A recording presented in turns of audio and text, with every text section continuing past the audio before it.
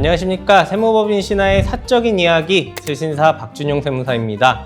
오늘은 업종별 세무 2탄 미용업 세무를 준비해봤는데요. 우리나라 미용업은 피부 미용, 헤어 미용, 네일 아트 같은 다양한 미용업이 있는데 오늘 저는 미용실 세무에 대해서 한번 이야기해 보려고 합니다.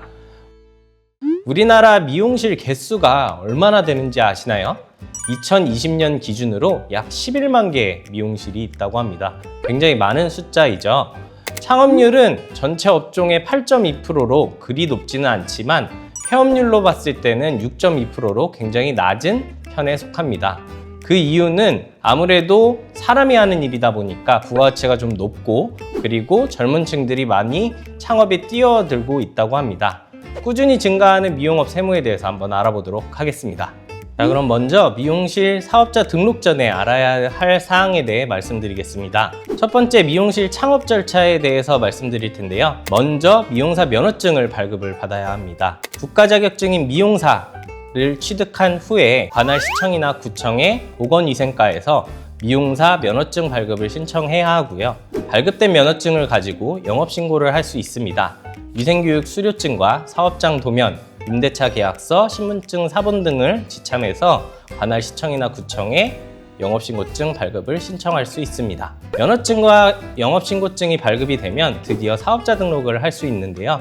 관련된 서류를 가지고 사업장 관할 세무서 혹은 구시청 홈택스를 통해서 사업자 등록증을 신청할 수 있고, 보통 미용실은 업종코드 930203으로 신청을 하게 됩니다. 사업자 등록을 할 때 사업자 형태를 설정을 해야 되는데요. 미용업의 경우에는 공중위생관리법상 프랜차이즈업 본사 이외에는 법인 사업자로 창업이 불가하기 때문에 개인 사업자로 창업을 하셔야 합니다. 개인 사업자에는 일반 과세자와 간이 과세자가 있는데요. 부가가치세 계산 구조에서 간이 과세자가 조금 더 유리한데 간이과세 배제 지역에서 창업하는 경우에는 간이과세자 등록이 불가합니다. 만약에 간이과세자로 등록을 하셨다면 개업일로부터 다음 연도 상반기까지는 간이과세로 유지가 가능하고요. 해당 연도 매출액이 1억 400만 원 이상인 경우에는 다음 연도 하반기부터 일반과세자로 전환된다 보시면 될 것 같습니다. 그렇다면 일반과세자와 간이과세자는 어떤 점이 다를까요? 제가 요식업 세무에서도 말씀을 많이 드려봤는데 다른 거는 다 똑같고 사실 부가가치세 계산 구조만 다르다고 보시면 됩니다. 제가 비교표를 한번 또 가져와 봤는데요. 일반 과세자는 매출세액이나 쓰는 매입세액에 대해서는 10%, 매출세액 10%, 매입세액 공제 구조를 가지고 있지만 간이과세자의 경우에는 굉장히 세부담이 낮은 것을 볼 수 있습니다. 미용업 업종별 부가가치율은 30%로 매출 금액의 3% 정도가 매출세액으로 부과된다고 보시면 될 것 같고요.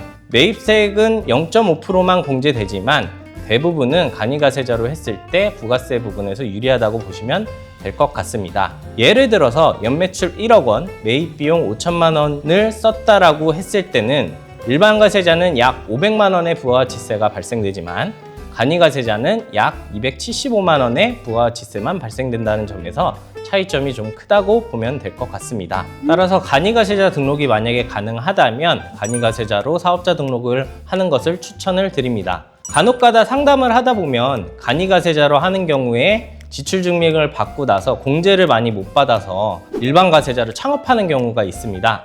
하지만 간이과세자 이후 일반과세자 전환 시 취득 시기로부터 2년이 지나지 아니한 인테리어 비용이라든지 감가상각 자산의 경우에는 경과 기간을 계산해서 일반과세자처럼 공제를 받을 수 있기 때문에 그것에 대해서 너무 염려하지 마시고 간이과세자로 창업을 하셔도 된다라고 말씀드릴 수 있을 것 같습니다.